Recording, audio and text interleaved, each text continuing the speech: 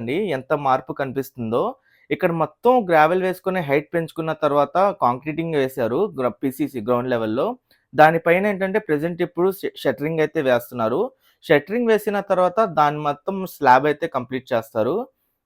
Main విగ్రహం వచ్చే place ఇదే అనమాట.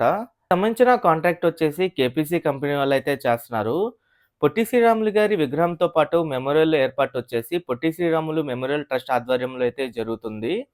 ఈ ట్రస్ట్‌కి చైర్మన్ అయిన డొండి రాకేష్ గారు దగ్గరుండి ఈ పనులనైతే పర్యవేక్షిస్తున్నారు. ఇక్కడ మీరు చూడొచ్చు ఇదంతా విగ్రహం ఏర్పాటు చేసే ప్లేస్ అనమాట. దీనిపైనే విగ్రహం అయితే వస్తుంది. 58 అడుగుల కాంస్య విగ్రహాన్నయితే ఏర్పాటు చేస్తారు.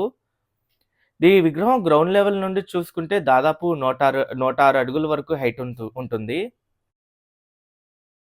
ఇక్కడ చాలా మంది వర్కర్స్ అయితే పనిచేస్తున్నారు.